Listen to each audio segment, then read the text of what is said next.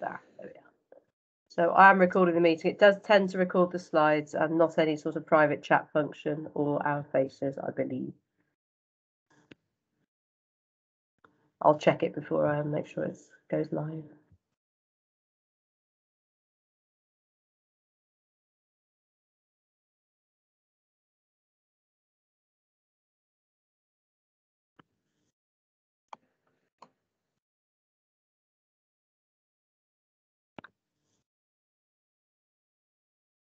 I'll make it 6 o'clock, James. Would you like to start? Yeah, we'll make a start and Okay. I'll let you continue with the lobby. Yes, I'll keep letting people in while you talk. Lovely, thank you. Okay, good evening everyone. My name is James Perry and I'm assistant head here with sort of responsibility, and my remit is around teaching and learning within the school. And we're really pleased that tonight we're able to spend some time looking at how we can support our students to revise effectively, not just for their mock exams, but also for the real exams. And what's really great is we're looking at how you as parents or carers can also support those that you care for to ensure that they do the very best in their exams. Now, the session's going to run essentially by me going through some of the different ways in which we can revise, those which are useful and those which aren't. So it's going to run with the following 4 sections. I think, first of all, it's really important to address why mock exams are important, why it is that we are doing them, and what we hope to get out of them. So we'll address that first of all. Then we're going to look at some of the strategies that maybe students and others think work, but which actually do not. And you may be surprised by some of the strategies which come up in that section, which actually have no evidence of working. Then naturally, we're going to move on to the strategies that do work for revision. And finally, we'll look at the conditions that are required for effective revision to actually take place. So that's why we've named this particular session a toolbox of strategies, because it's going to cover a number of different things. So to start off with then, if we just think about that question, why are they important? Why are we doing mock exams? So as you're probably aware, every school does mock exams and every school uses the results of those mock exams for different things. But that does also throw up some concerns from parents, from students, and some of the mock exam concerns that come up and that we have been asked about are things such for example, the fact that they are stressful. And there's, there is no getting away from the fact that to an extent, any form of exam will bring with it a level of stress. So why are mock exams stressful? Well, they tend to be stressful because it's the first proper time that students have had to sit an exam in the same sort of environment that they would for the real exams. So they're sitting them in a more of a formal way than they have done in year 7, year 8 and 9. And that new and unusual experience can be stressful for students, especially when it's an unknown. When we say we're going to have mock exams, the students aren't really sure how that's going to feel. That can bring some stress to the situation. The second one is then they can be intense. And the reason they can be intense is because all of those mock exams happen over a very short period of time, normally around about a week. And then finally, they're difficult as well. And why are they difficult? Well, the main reason they're difficult is that they're requiring students to try and remember and recall knowledge and apply that knowledge from information that they have potentially learnt quite a long time ago. And that is, by its very nature, what makes exams difficult. So what we need to do then really is ask the question, why are we doing these mock exams if they are potentially stressful, intense, and potentially difficult? So it's really good we've had this opportunity then to address why we are doing that. And the reason we're doing it then is to help prepare for the real exams so that the real exams are less stressful. So we've identified then that mock exams become stressful because they are new and unusual, and that entire experience is new and unusual. And we want to make sure that by the time we get to the real exams, this whole process is not new and unusual for our students because they've already experienced it. And that takes away a level of the stress straight away. So by the time students get to their real exams, they're not new because they've been through this process already. They're not unusual because they understand what is expected of them, having done it already. But having practiced it, they've been able to get over perhaps some of those emotions and some of those feelings of sitting real exams. they are less intense. Now, by that, we mean they still happen over the same short period of time, so we can't change the time frame of the real exams. However, because students have already been through this process of a mock exam period, it means that they have had that experience of learning to manage their time, because there will be instances with the real exams where they may have 2 exams in a day, or maybe they have 1 exam on one day, followed by 2 the next day. And trying to juggle and manage revision during that is tricky because we can't rely on that one evening between exams to cram everything for that next exam. So it makes them slightly less intense because students are prepared for what the real exams are going to bring. And finally, they do become slightly less difficult as a result. And the main reason for that is that students have already started to recall that knowledge from long ago. They've already started revising, which makes the recall of that knowledge slightly easier.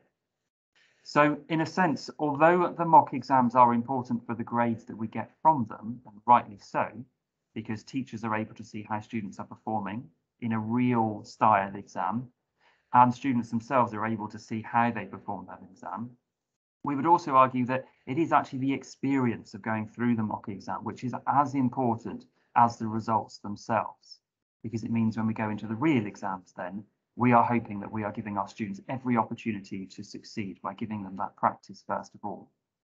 So that's the rationale behind doing these exams. And we hope that students will, 1, take them seriously, and 2, get a lot of experience out of them. And that's all we're asking for, really, is that our students take them seriously. And by getting that experience, even if they don't get the grades they want, that in itself is a learning experience, because we can make sure that we make changes for the real exams. So before we start looking at some of the revision techniques which don't work, I first of all want to go through how memory actually works. Now, all of this comes from research, but I haven't included any of the research links on this presentation because I don't want to get bogged down too much in that. However, if anyone would, after this presentation, if anyone would like to know any of the research where my statements are coming from, then please do ask me, and I'm more than happy to send you where this information has come from. So because we're obviously as education specialists, we are used to dealing with this all of the time. I'm going to try and put this in a way that hopefully we can all sort of understand the processes that work in our brains and the processes that we within education use to help our students. And the way to think about memory then is to think about it essentially as a forest filled with all of the memories that we have ever had. And there are many people, there are many academics who argue that actually nobody ever forgets anything, that all of our memories from ever since we were born are all in our brains somewhere. But the trick is, and the power of memory is being able to have a pathway that takes us to that particular memory. Now, the more times we visit that pathway, just like the more times we were to walk in the forest on one particular path, the stronger that pathway to that memory becomes, or the more defined that path becomes. So looking in this image here, we can see that this path has been walked many times and has created a very strong, very defined path. Now that's effectively like revision. If we were to just to recall a memory once, so a particular topic once, and never return to it again, although that memory might be in our brain, it's going to be really hard to try and find it when we need it, for example, in the exam. However, the more times we return back to that memory through constant revision, the stronger that pathway to that memory becomes. And we aim to get to a position or a point where there are lots of pathways that are clearly defined, leading to lots of different memories, so that when we need them in the exam, they are there. So that's the first way of considering memory. The second and probably the most powerful way that we are considering memory is that it's not just about being able to recall facts, because we know in exams facts are important, but it's what we're able to do with those facts which is more important. And that's where we consider something called a schema, a student schema, or any person's schema.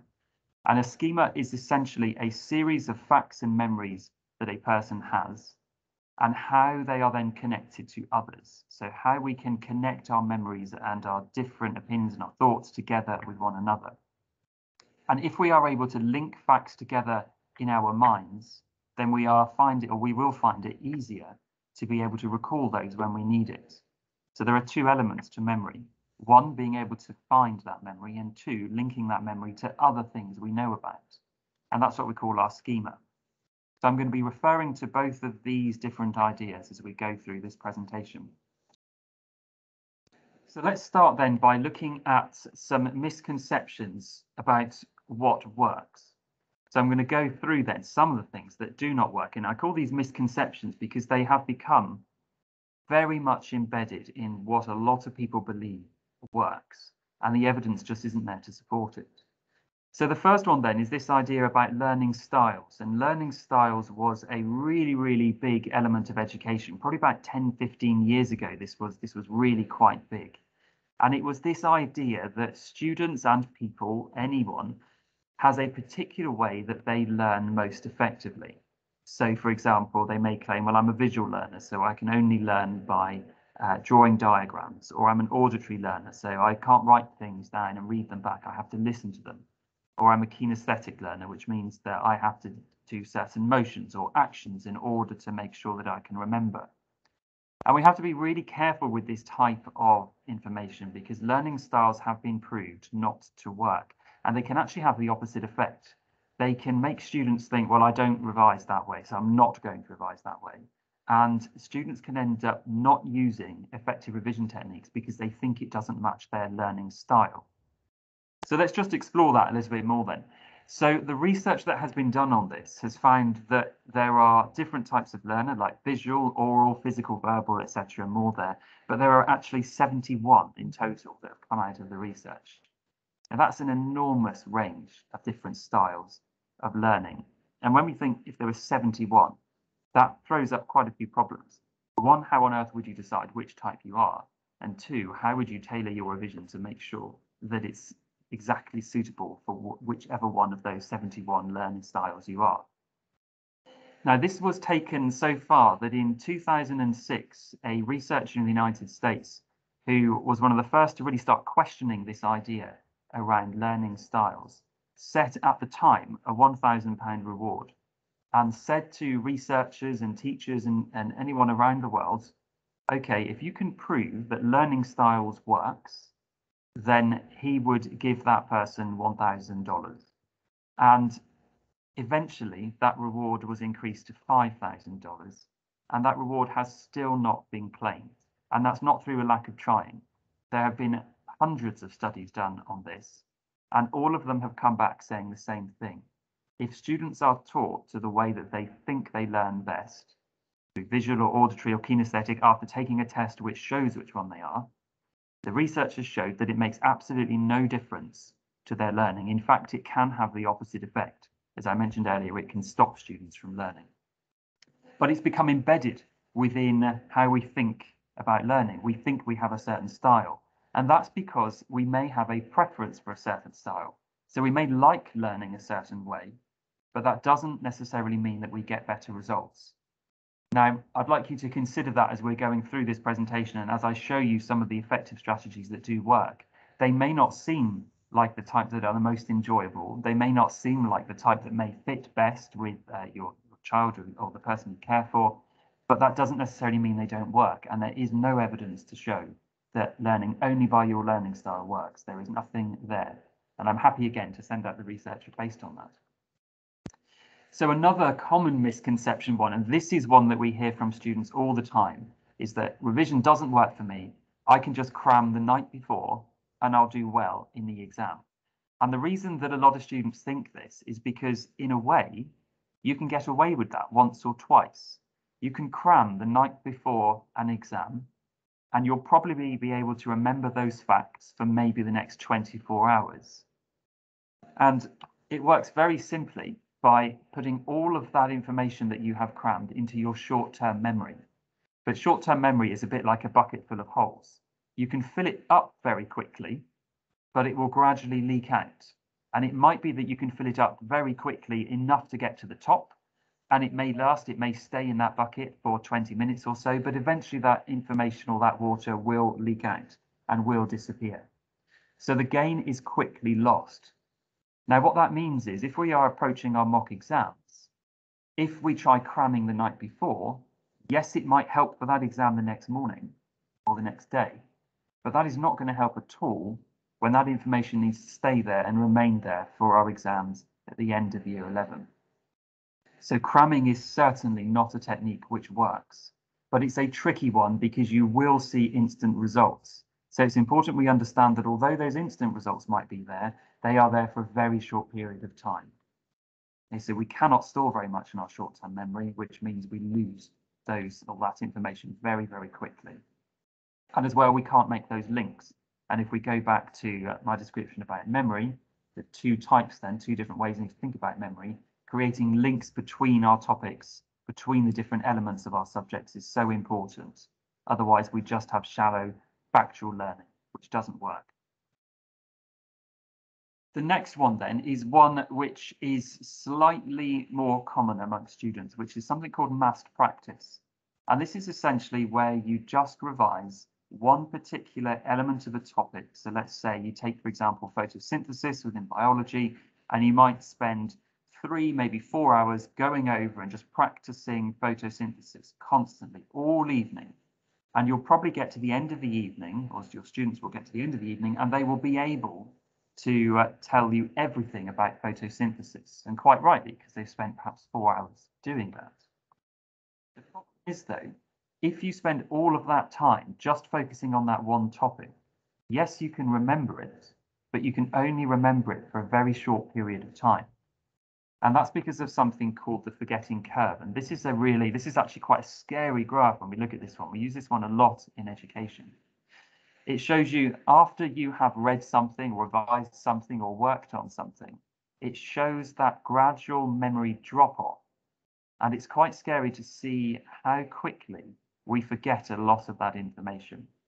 So if you were to spend 4 hours revising just photosynthesis, well, 20 minutes after you finish that session, you have already lost 40% of that memory. And then if we take that just to a day later, you can see that's dropped down to over 60% loss. So you're looking at just under 40% memory retention a day later. So it is not a good idea to spend a large amount of time on just one specific area, tick it off and think, right, I know that, I know photosynthesis, I'm not going to look at that again because I've got it. Because in a week's time, you're going to remember about 30% of that. So it's not an effective strategy to just focus on one area at a time. And if we go back to our analogy then, and if we think about that forest, we can, over those 4 hours of mass practice, just focusing on photosynthesis, we can create a really strong pathway. And we can make sure that pathway is well defined. But if we don't return back to that again, if we just leave that pathway, then taking that analogy slightly further, if we never walk that pathway again, then that pathway is going to become overgrown and is going to become less defined and eventually is going to be lost. So hopefully you can see from this then there's a clear solution. We have to do less revision on one particular area, but go back to it more frequently. And we'll look at that when we come into what does work for revision. So we're looking to make those pathways, but then maintain and keep those pathways going. Another one, which is another misconception, because your child or the person you care for may come to you and show you their work full of absolutely beautiful highlighting. And we find this very often with some of our hardest working students, is that the question of them working hard is essentially not a question. We know they are working hard, but we have to question if what they are doing is effective. Now, I've put this example on the board, this example on this slide for a reason. Highlighting in this particular example has absolutely no benefit whatsoever. If we highlight everything, what was the point? What are those highlighters for? Now, that doesn't mean to say that highlighting doesn't serve a purpose. It certainly does. So rereading or reading for the first time and then highlighting work can certainly work for that initial study. So when you're trying to pick out the key information, highlighting that key information can work. Not in this case when you're highlighting all of it, but when you're highlighting key parts, that can work. But when we return back to that, simply re-highlighting it again, rereading it and re-highlighting, at that stage, it doesn't do anything because our brain is not doing anything with it except just rereading it again, and it's not an effective strategy. So if your child or the person you care for says, and you ask them, what have you done for revision? If they say, well, I've been over my notes, I've reread my notes, The question we have to ask is, well, what have you done with those notes once you have reread them? Because going over them is not going to make it stick in any way. And again, they might reread them. They might be able to tell you that same day, well, I can remember this, this, this, and this. But what about in 24 hours when we've lost a huge percentage of that learning then? Can they still do it then? And you'll probably find the answer to that is no. So I think now that I have gone through and unpicked some of the misconceptions around effective revision, I think it's time we now look at what does work. And this may be very different to what you think works, because this research has really only been in sort of the last 5 years. There's been a real push within education around delivering lessons within the classroom, and specifically delivering lessons in a way that ensures students remember. And it's those same strategies which are being used for revision, and therefore the ones that I'm going to go through this evening. So the strategies that work are the strategies that make students feel uncomfortable, essentially, to put it in a nutshell. If the revision is easy, it's not working. Because if we were revising things that we already know, then we've already got those strong pathways there. We don't need to keep revising those. We just need to drop in on those every now and then to keep that path there. Now, the best way, and probably the most excruciating but the most effective way, is self-quizzing. Now, self-quizzing is a really important way of students being able to identify what they actually know. Not what they think they know, but what they actually know. And we all know from having done, whenever you're tested or whenever you do a quiz, if you don't know it, you can't answer it, it's then staring you in the face. That is something I do not know. So it's a really important diagnostic tool. And the way that it can work is like this. Students can take a section of a knowledge organizer or a section of their book or a section of their textbook, and they can spend perhaps 5 minutes reading that particular section. And once they have read it for around about 5 minutes, it's then important that they cover that up. Now, that could be covering up the definitions of words. It could be covering up a paragraph which is explaining the process of photosynthesis. It could be reading and then covering up the chemical equation to show photosynthesis. So students cover it up, and then they have to write out all of the key facts that they can remember. Now, the likelihood is they won't get every fact, and that's fine. That is good, because if they don't get every fact, we then know what it is we don't know. Okay, so we can identify, right, I can't remember the chemical symbol for glucose, for example, but I can remember the rest. What is crucial then is once we've identified, right, that's an area I can't remember, is that we have to return to it. So we then uncover the answers or uncover the key information and then mark the work, ideally in a different coloured pen. So fill in the blanks, fill in what was missing, fill in or change what was wrong.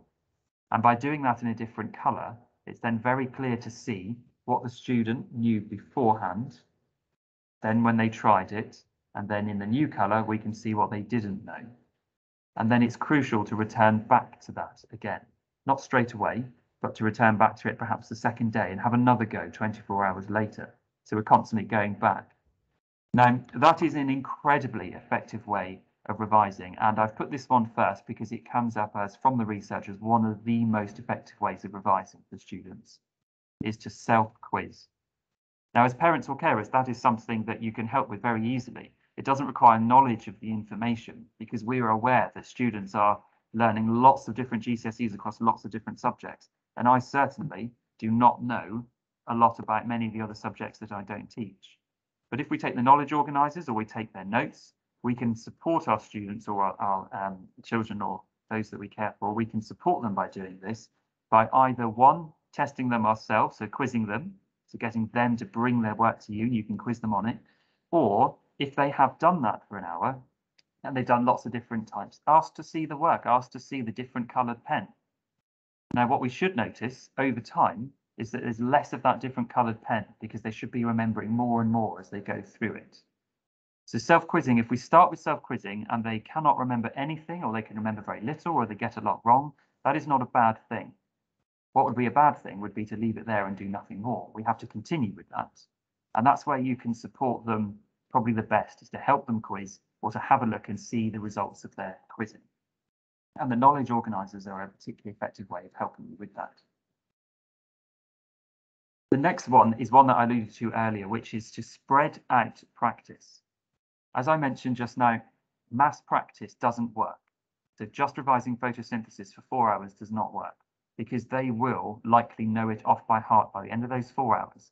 But if we look again at the forgetting curve, we look at the blue line there, we can see then that drop off happens pretty quickly. However, if we then return back to it a week later and we repeat that revision, so again, we could do that self-quizzing again a week later, you can see that we still have, I'm going to just try bringing on a cursor here. Hopefully you can see that. Can you see that, Joe? No, okay, that's fine. I'll go without the cursor.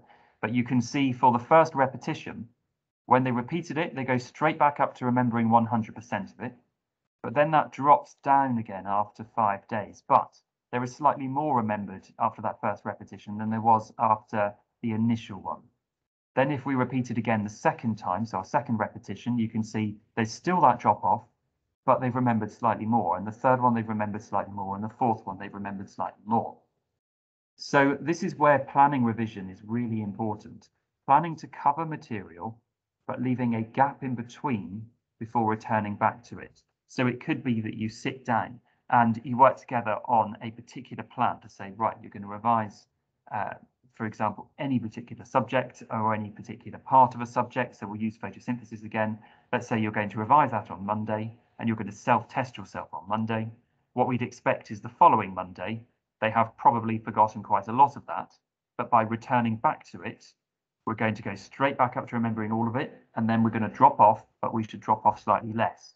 And the more we do that, we should see gradually by the end of a few weeks, actually, they're remembering an awful lot more than they were.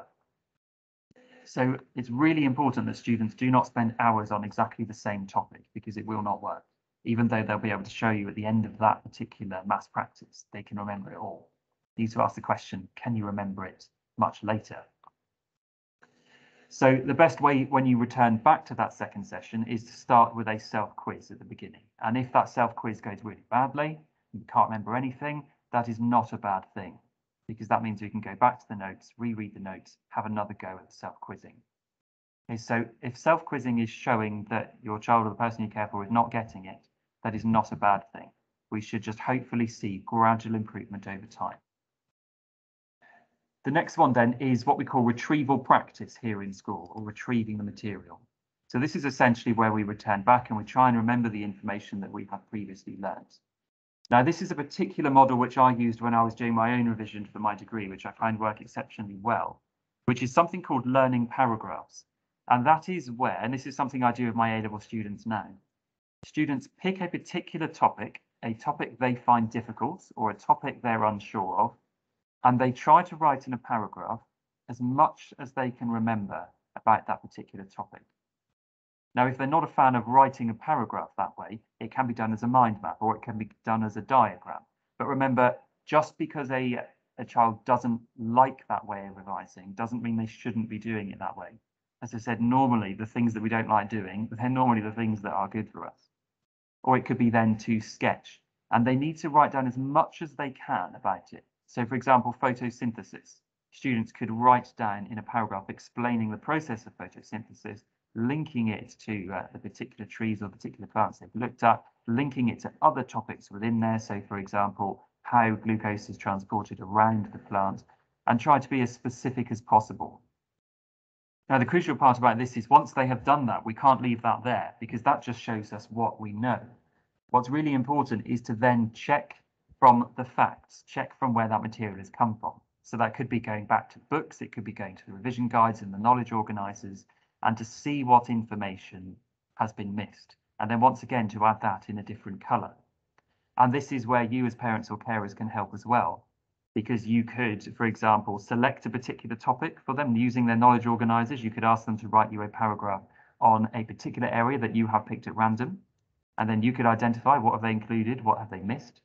Or you can have a look and see the colours that they've used as well. Have they managed to write everything in one colour, or have they had to return and add more in a different colour? Now that's a really, really important way because it helps us make those links between topics. And as I said at the beginning, there are two parts to that memory. It's creating those different pathways to it, but there's also creating the connections between different parts. And that's an effective way of helping students really make sure they understand not just the facts, but everything to do with the knowledge around those facts.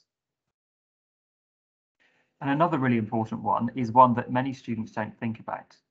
We've already mentioned not to mass practice, but what is particularly helpful and something that students actually really quite like is something called switch it up. Now, switch it up is not its technical name, but switch it up is the way that we are going to look at it.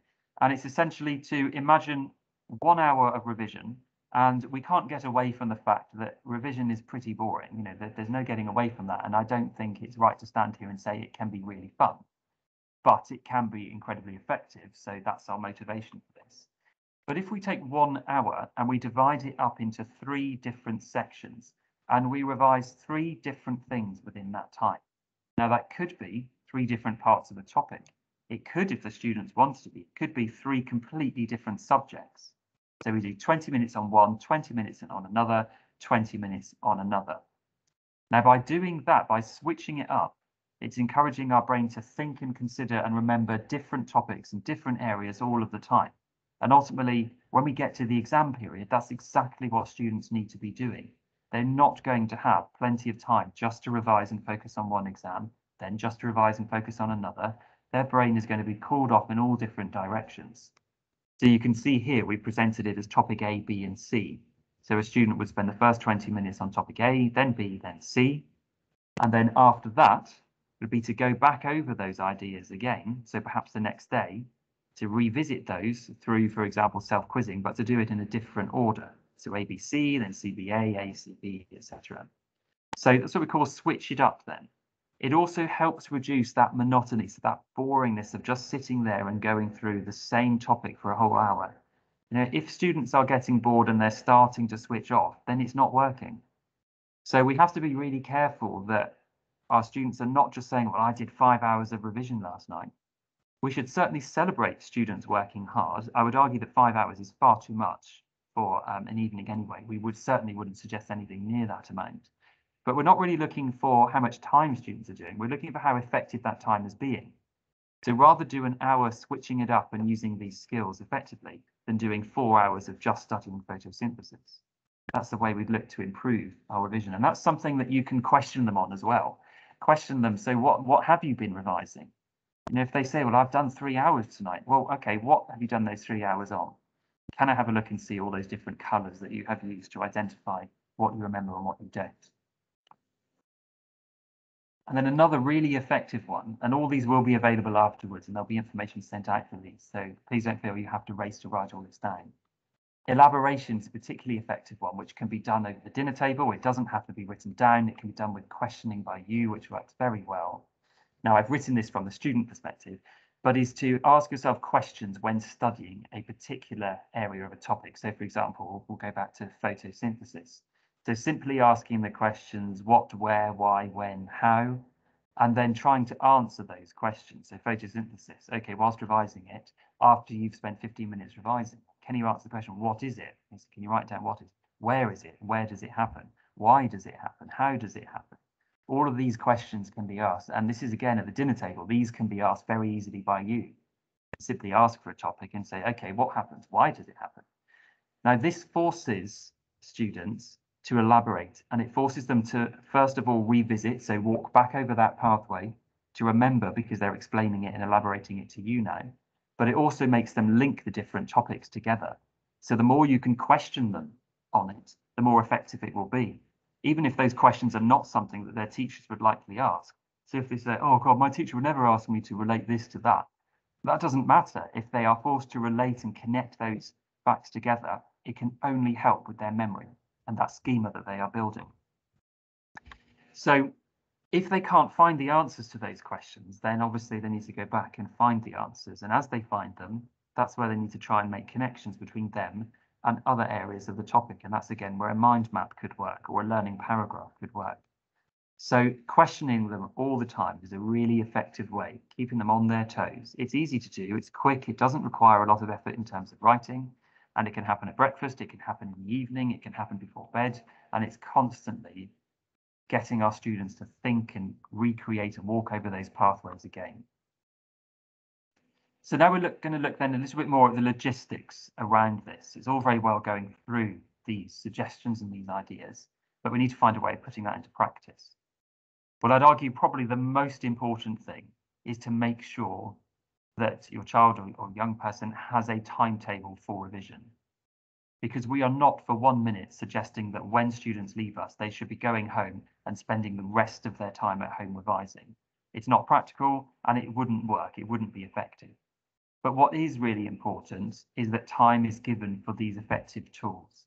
This can't be just done ad hoc. It can't be just that, well, I've got an hour here, I'll do a little bit.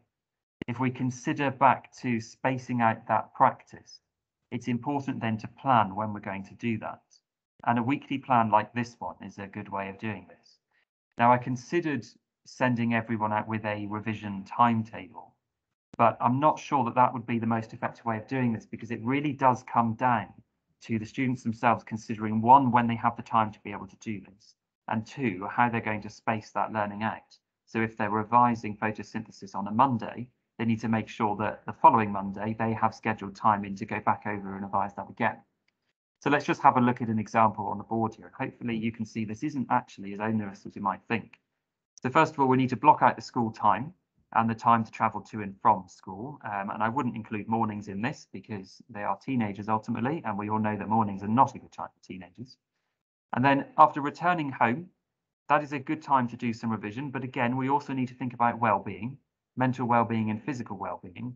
We should ensure that there is time in there for effective and an active lifestyle as well, whatever that might be. So it might be clubs if they are running, it might be sports if they are running, it might just be chill time as well. And it is important that that is there too.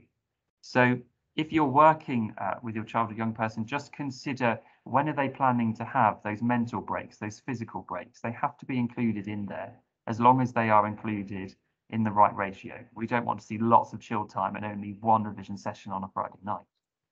There should then obviously be time allocated for eating, time for homework to be completed, and then time for revision in there as well. And again, it's up to individual students to consider when is their most effective time. And I think we have to remember with teenagers, their effective time is not necessarily the same as a child's, and it's not necessarily the same as an adult's. So it's important to work with them to identify when you all believe is the most effective time for revision to be happening. So I put on here, for example, it could be between 8 o'clock and 9 o'clock. Now, as adults, we might look at that time and think, gosh, that's almost bedtime. But for teenagers, that could be a time when they acknowledge they are more effective at doing their work. The role you can play in this is to monitor that that is happening. So coming up with a time plan together is really important. And this is not just for the mocks coming up. This really can start now, ready for the Year 11 exams. So create that revision timetable and identify when that revision is going to happen. And once again, like I said, consider spreading it out and mixing it up. So when are we going to be doing that revision? When are we going to come back to it? The next one to consider then on looking at the logistics is where this is going to happen. Now, I am conscious, and we're all conscious, that the perfect environment doesn't always exist at home, and being able to revise at home can sometimes be a challenge. Homes are a busy place. Homes often have lots of children in and lots of activity and different times, things are happening. So we need to try and achieve as many of these as possible, but I'm aware that this perfect wish list might not be the case. So the first one is to make sure that we find somewhere that is as quiet as possible. Now, it might not be possible to get a completely quiet environment, and I would suggest in that case, then the use of headphones can be used, like headphones and music, if that music is appropriate. So we shouldn't really have loud beaty music. We should have calming music. I'd recommend classical music, but I'm pretty sure that's a fight you're not going to win trying to convince your son or daughter to have classical music. Then consider what is going to be needed for that revision. It's amazing how much time can be spent when sat down for that hour, when we've got those 3 20-minute chunks, but having to stand up and, oh, I've forgot my workbook, I've got to go and get my pen, or now I need a drink. Making sure all of that is to hand reduces all of those small distractions that can eat away and take away from time. And we have to think about, as soon as we get into that zone of revision, and we're going to do that 1 hour of revision with those 3 20-minute sections, every time we have to think about getting something, our brain loses focus and it becomes harder to create those different pathways to those memories. So we need to try and make it as easy for ourselves as possible by having all those things there. And ideally, being at a desk or being at a table is much better than being in the bed. So making that environment as work purposeful as possible. Having drinks and snacks there as well to keep them going. Right, I'm going to come on to the one which is probably something that you are going to be thinking about, and it's certainly something we think about, which is the dreaded spectre of mobile phones, of smartphones. And there's no getting away from the fact that they are a distraction. And they are a distraction that will stop effective revision from happening. And the reason for that is that there are no other distractions really. If we can remove people from this, there are no other distractions that actually call attention to themselves so often. And a phone is designed, along with all social media, is designed to call our attention towards it. The beeps that go off, the vibrations that go off, the little noises that happen, even when nothing happens, the phantom buzz, thinking their phone has gone and having a quick look. Every time that happens, that takes the brain and the mind away from the task at hand, which is revision. So it is something that students won't want to hear, but the phone ideally should not be there because it is just too big a distraction. It's the equivalent of having a toddler in the room when trying to do work. You know, it's just, it cannot happen properly. So now that we've acknowledged that they are certainly a distraction and they are not good for revision in any way, then we need to leave them alone. Now, I would argue strongly here that there is no need for the internet during revision. Okay, so if your son, daughter, the person you're looking after says, well, I need it to be able to revise from, I would really question if that was the case. They have knowledge organizers, they have books, they have textbooks. They do not need the internet. In fact, the internet would be harmful in this situation because very often you're going to find the wrong information by researching. So if you do get that as a response, well, I need to have my phone, I need to have my laptop, find out specifically what for and why, because there'll be very few teachers that will be sending students home saying revise from Google, because it is not an effective revision strategy. We like to control the information that they are revising because we know what they need for the exam. Because we know what they need for the exam, we have provided the materials for those exams through the knowledge organisers, through their bookwork and textbooks if they have them. The only situation where I could imagine this potentially being an issue is if they have an online version of a textbook. But even that can be printed here in school if needed, any particular pages. We certainly can't print the whole book, but if there was particular pages they needed, we could arrange for those to be physically provided. So I'm afraid that's going to be a bone of contention, but the phone has got to go.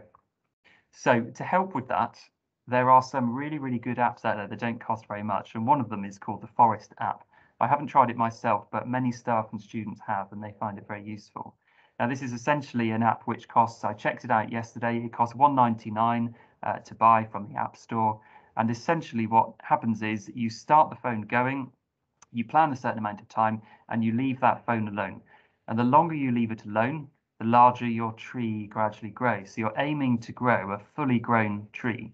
Now, depending on how long you leave your phone alone, depends on how long that tree will grow. Now, once that tree has grown, if you've done, for example, a full hour, you're going to have an enormous tree, which you should feel very proud of. That can then be added to your forest. And that not only leads to having this lovely little graphic showing you building your forest over time, so it visually represents the revision you've done. More importantly, it allows your brain to focus on what is important, which is the revision. As soon as that phone is picked up and that social message, that WhatsApp message or that Snapchat message is looked at, then that tree stops. So it's a nice little way to try and encourage leaving alone that phone. I'm aware it's not exactly a perfect way of doing it, but hopefully I've got across the message that we have to leave those phones at the door, ideally, because they will destroy revision. So I'm just going to run through a summary then of what I have gone through, and this will be available afterwards. It is being recorded too, so it will be available for you to access afterwards. So let's just summarize then what the poor revision techniques were, the things that do not work, and these are things backed up by research. First of all, cramming does not work because we simply forget that information too soon. Massed practice doesn't work, which is where we spend a whole evening just focusing on one area. And rereading does not work. So simply going over your notes, rereading your notes and doing nothing with them doesn't work. So those three techniques are not effective ways of revising. The effective ways of revising are to self-quiz. That is number one, that is tops. That is the best way, and that is something you can help your child or the person you care for with. The second one is to spread that practice out, and that requires a bit of planning. So have a go at a particular topic, then return to it a week later, then return to it a week later to what we call disrupt that forgetting curve. Retrieving the material, so writing what you can remember, writing as much as you can remember in as much detail, forces you to find that memory in your brain again, which means that we are rewalking that pathway and we are keeping that pathway clear and well defined. Switching the practice up within 1 hour of revision, doing 3 different things rather than an entire hour just on one. That's a good way of helping keeping students motivated because it becomes less boring. Excuse me. Elaboration is the next one, which can be done over the dinner table or in the morning or at any time. You don't have to know the information, but to ask your child about a particular topic, ask them to explain, and then think about those questions. How, what, why, when? And students should be able to answer those questions. And if they can't, that's not necessarily a bad thing because they are thinking about it. So if they say, I don't know, ask them to think more about it. If they still can't do it, then they need to go and find it out. Create that time plan so we know when we are going to be doing that revision. Really important to make sure we have mental health breaks in there, mental well-being breaks, we have physical breaks in there, but it's also important to make sure that we balance all of that with enough revision to make it effective. Create as good a study space as possible. And finally, reduce distraction, by which I mean remove the phone. And there are ways of doing that. There are apps that can support with that. And it's only an hour. And I think we'd have to question if you're doing an hour of revision and then stopping, say for half an hour when you can have your phone. If we can't live without our phones for an hour, we've got to really question what is that phone doing to us if we can't look at it, we can't stand not looking at it for an hour. So I realise I've gone through an awful lot there. There's been a lot of information. I'm more than happy to take questions now. I've just put up my contact details as well, just so if you do have any further questions, I'm more than happy to answer those. Also, if anyone did want to know the research where all of this has come from, I'm more than happy to share all of that with you too. And I've just put on there too a reminder of the dates of the mock exams. But as I've said, although the focus here is for mock exams, all of these revision techniques are those which should now be starting and continuing all the way through until the Year 11 exams. Right, and I'm going to leave my part there and open it to any questions, which I think Joe is going to chair for us.